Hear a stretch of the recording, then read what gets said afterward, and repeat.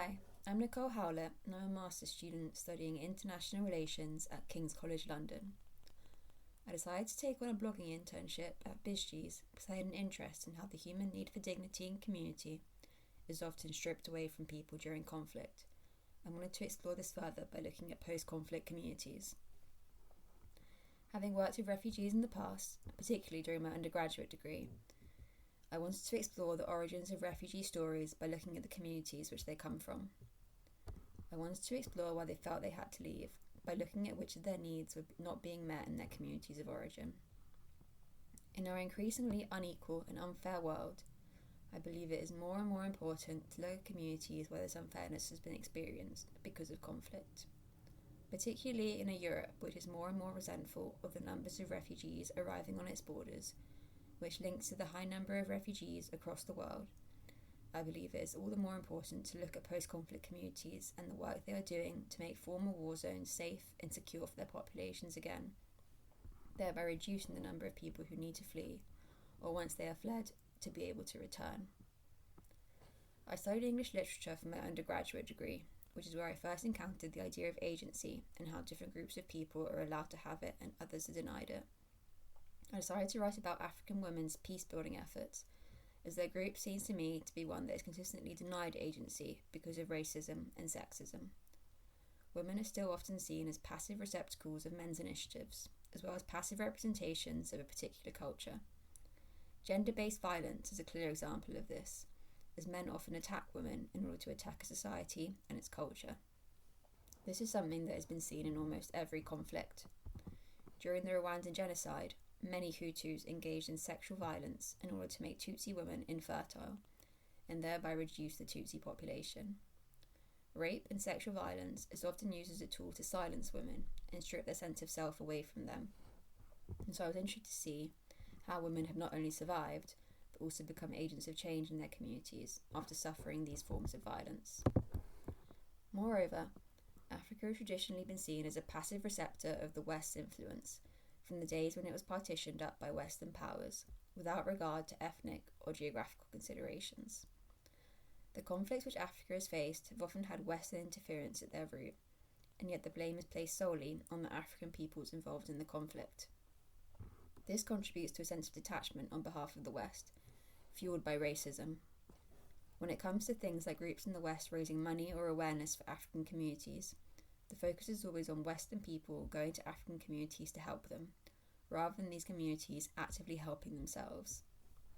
Thus, the idea for this article began to take shape.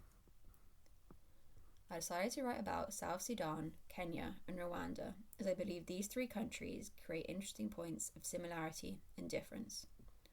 All three countries have communities who are dealing with trauma from conflict and are trying to forge a future for themselves in which they can heal from the past. Rwanda experienced a genocide in 1994, where the majority Hutu government incited violence against the minority Tutsis. This inter-ethnic violence has its roots in colonial meddling, in which both Germany and Belgium perpetuated a pro-Tutsi policy, brewing resentment amongst the Hutus.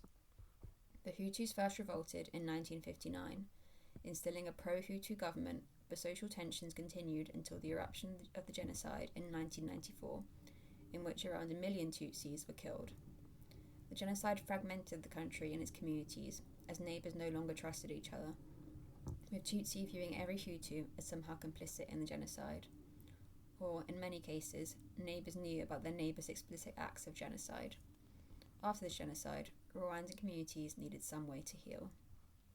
In response, local women, as part of grassroots organisations, have offered members of their communities psychosocial counselling, as well as group therapy sessions. As part of organisations like Dufatanye Urumuri, women have created spaces for people to meet and discuss their feelings.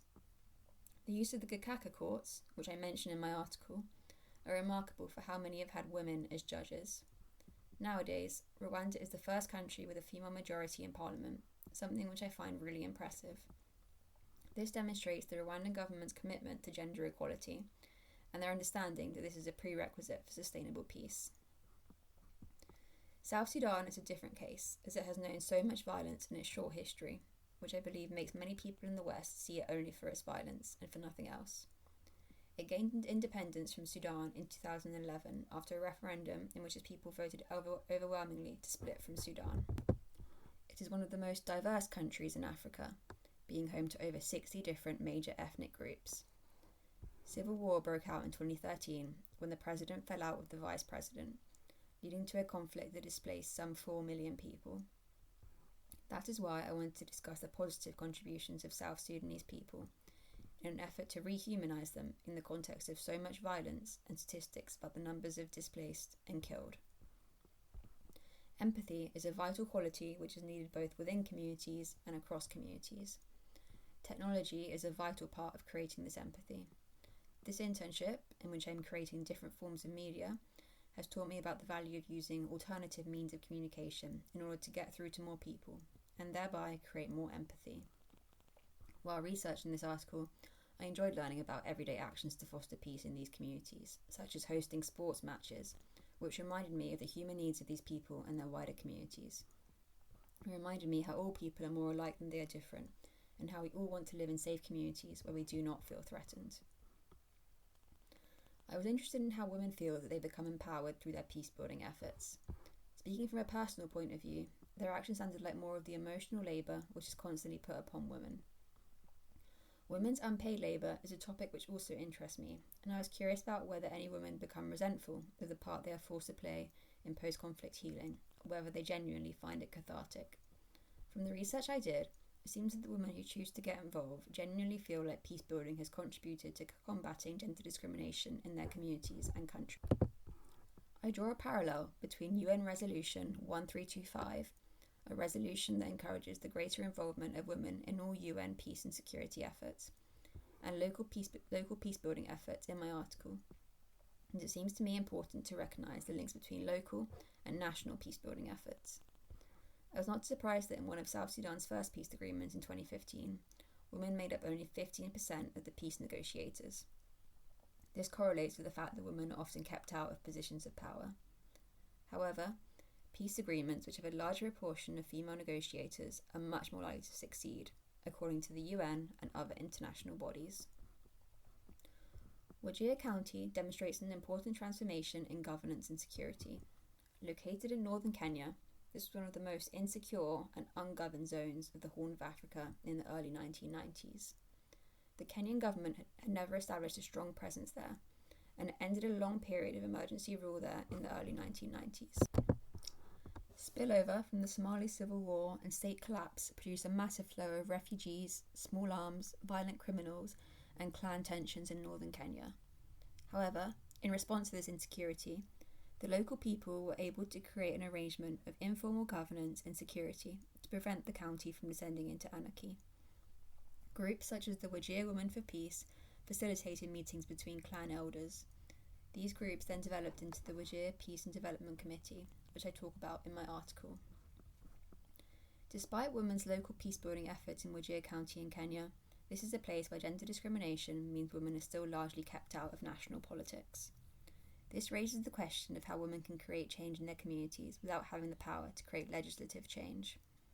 My research for the article focused largely on the 1990s in relation to Kenya, when the Wajir Peace and Development Committee was created. I wanted to investigate how things are for women more recently.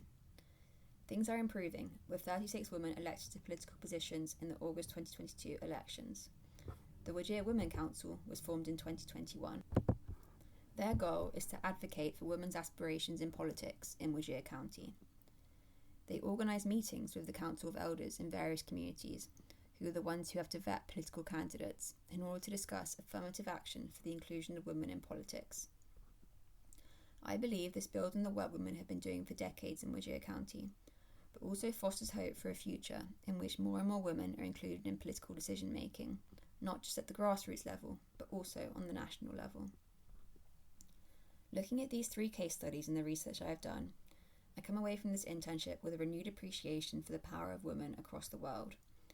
In a time when women's rights seem to be regressing in many parts of the world and there has been an increase in misogyny, I hope that the world as a whole can continue to value women's contributions, because a world where women are powerless is a more intolerant and less peaceful place for everyone.